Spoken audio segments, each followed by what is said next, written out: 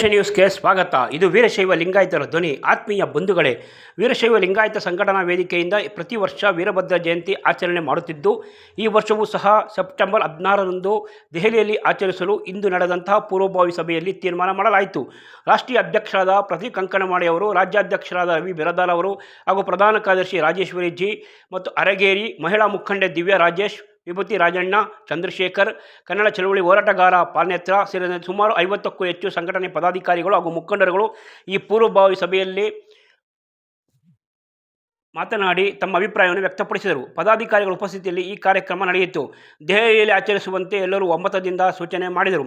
ಪೂರ್ವಭಾವಿ ಸಭೆಯಲ್ಲಿ ಪದಾಧಿಕಾರಿಗಳು ತಮ್ಮ ಅಭಿಪ್ರಾಯವನ್ನು ವ್ಯಕ್ತಪಡಿಸುತ್ತಾ, ವೀರಶೈವ ಲಿಂಗಾಯತ ಸಂಘಟನಾ ವೇದಿಕೆಯ ಆಶ್ರಯದಿಂದ ಪ್ರತಿ ವರ್ಷ ನೀಡಲಾಗುವ ರಾಷ್ಟ್ರೀಯ ಪ್ರಶಸ್ತಿಯಾದ ವೀರಭದ್ರ ಪ್ರಶಸ್ತಿಯನ್ನು ಮಾಜಿ ಪ್ರಧಾನಮಂತ್ರಿ ಎಚ್ ಡಿ ದೇವೇಗೌಡರಿಗೆ ನೀಡುವಂತೆ ಸಲಹೆ ನೀಡಲಾಯಿತು.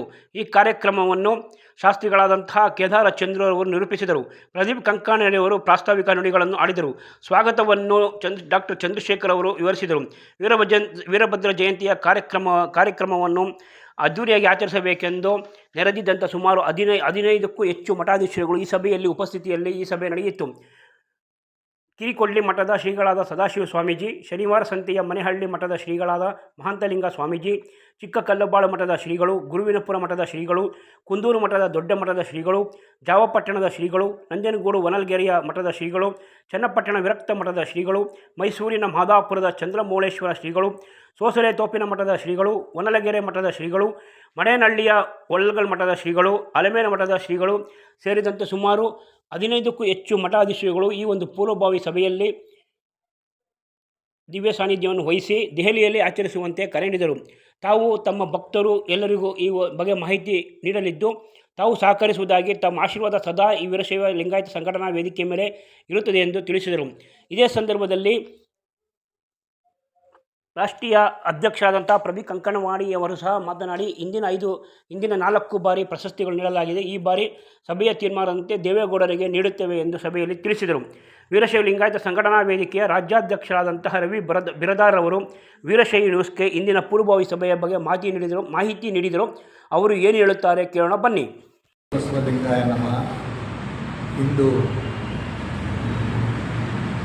ವೀರಶೈವ ಲಿಂಗಾಯತ ಸಂಘಟನೆ ವೇದಿಕೆಯ ವತಿಯಿಂದ ಬೆಂಗಳೂರಿನ ಕಚೇರಿಯಲ್ಲಿ ಶ್ರೀ ವೀರಭದ್ರೇಶ್ವರ ಸ್ವಾಮಿಯ ಜಯಂತಿ ಕಾರ್ಯಕ್ರಮ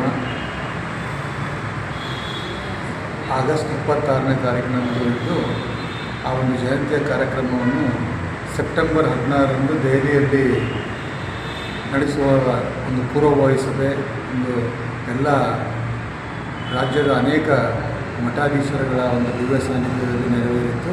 ಅನೇಕ ವಿಷಯಗಳು ಚರ್ಚೆಗೆ ಬಂದವು. ಇದರಲ್ಲಿ ಜಯಂತಿಯ ಒಂದು ಪ್ರಶಸ್ತಿ, ಒಂದು ವೀರಭದ್ರೇಶ್ವರ ಪ್ರಶಸ್ತಿಯನ್ನು ಕೊಡುವ ಬಗ್ಗೆ ಆಗಿರಲಿ, ಅಥವಾ ಜಯಂತಿಯ ಒಂದು ಅಧ್ಯಕ್ಷತೆ ಬಗ್ಗೆ ಆಗಿರಲಿ, ಮತ್ತು ಅಲ್ಲಿ ದಿವ್ಯ ಸಾನ್ನಿಧ್ಯ ವಹಿಸುವಂಥ ಸ್ವಾಮೀಜಿಗಳ ಬಗ್ಗೆ ಆಗಲಿ ಅನೇಕ ಚರ್ಚೆಗಳು ಇವತ್ತಿನ ನಡೆಯಿತು.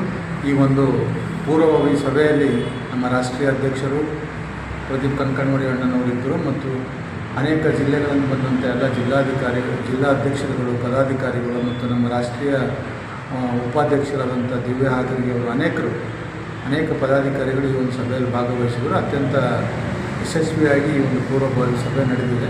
ಮುಂದೆ ಬರ್ತಕ್ಕಂಥ ದಿನದಲ್ಲಿ ಇನ್ನೊಂದು ಸಲ ಕಲಬುರಗಿಯಲ್ಲೂ ಕೂಡ ಒಂದು ಪೂರ್ವಭಾವಿ ಸಭೆ ಆಗುತ್ತೆ ಮತ್ತು ಇನ್ನು ಬೇರೆ ಬೇರೆ ಜಿಲ್ಲೆಗಳಲ್ಲೂ ಸಹ ಇನ್ನೊಂದು 2-3 ಪೂರ್ವಭಾವಿ ಸಭೆ ಮಾಡಿ ಈ ಒಂದು ವೀರಭದ್ರೇಶ್ವರ ಜಯಂತಿ ಕಾರ್ಯಕ್ರಮ ದೆಹಲಿಯಲ್ಲಿ ಅತ್ಯಂತ ಯಶಸ್ವಿಯಾಗಿ ನಡೆಸಬೇಕಂತೇಳಿ ಎಲ್ಲರೂ ತೀರ್ಮಾನಗೊಳ್ಳಲಾಯಿತು.